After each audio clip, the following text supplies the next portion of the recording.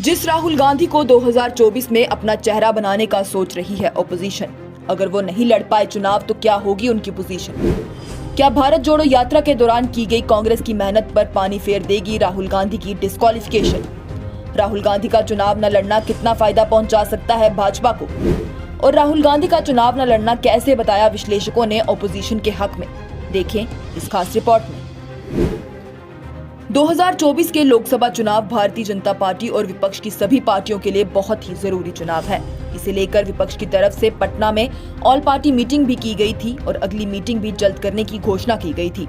वहीं इस मीटिंग के बाद विश्लेषकों का ये कहना था कि शायद आने वाले चुनावों में कांग्रेस और बाकी पार्टियां राहुल गांधी को प्रधानमंत्री ओहदे के चेहरा बनाने का सोच रहे हैं, क्योंकि उसके अलावा कोई भी उतना योग्य नहीं लगता। वहीं इसी बीच कांग्रेस और राहुल गांधी के लिए एक बहुत बड़ी अड़चन पैदा हो गई।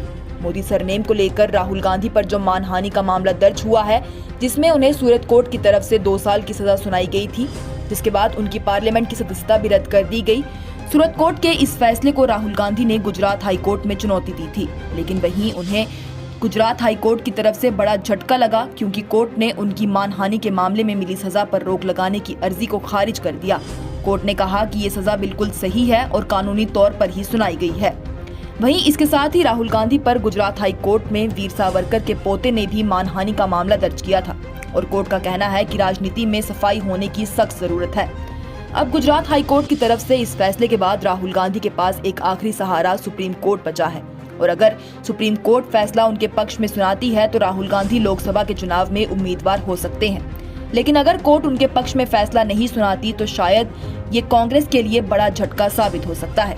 हालांकि 2024 के चुनावों को लेकर विपक्ष और भाजपा दोनों ही बड़े बेबाक नजर आ रहे हैं। इस बारे में राहुल गांधी ने कहा कि बस हिसाब लगाकर देखिए कि एक साथ अगर विपक्ष आता है तो भाजपा को मात दे सकता है।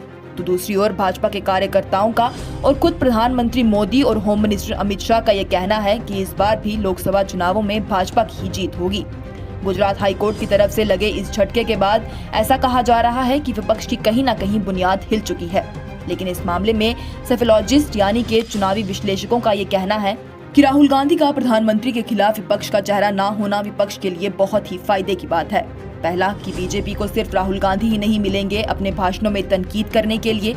दूसरा, अगर विपक्ष किसी भी चेहरे का नाम सामने नहीं लाती तो इससे भाजपा के लिए एक बहुत ही उत्सुकता पैदा होगी कि आखिर कौन होगा जो प्रधानमंत्री मोदी के खिलाफ लड़ेगा, और इससे राहुल गांधी विपक्ष का हिस्सा रहकर सब चीजों में शामिल भी हो सकेंगे। और अगर किसी को भी विपक्ष चेहरे के तौर पर नरेंद्र मोदी के खिलाफ सामने लाती है विपक्ष, तो उससे विपक्ष और कांग्रेस को नुकसान ही होगा, क्योंकि प्रधानमंत्री नरेंद्र मोदी के मुकाबले में कोई भी विपक्षी चेहरा आम लोगों में उतनी लोकप्रियता नहीं रखता। इसी बीच ऐसा भी कहा जा रहा है कि जब राहुल गांधी ने भारत जोड़ो यात्रा निकाली थी तो उससे भाजपा की बुनियाद को भारी नुकसान हुआ था, क्योंकि लोगों में राहुल गांधी की मकबूलियत बढ़ने लगी थी।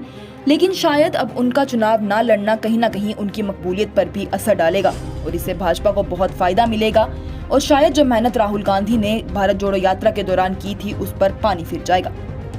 अब सुप्रीम कोर्ट राहुल गांधी के हक में फैसला सुनाएगी या नहीं? क्या कांग्रेस अपनी रणनीति को बदल कर किसी और चेहरे को लाएगी सामने? 2024 में भाजपा को राहुल गांधी के विपक्ष के चेहरा होने से कितना फायदा होगा, ये तो वक्त बताएगा। आपकी इस बारे में क्या राय है, कमेंट सेक्शन में जरूर बताएं।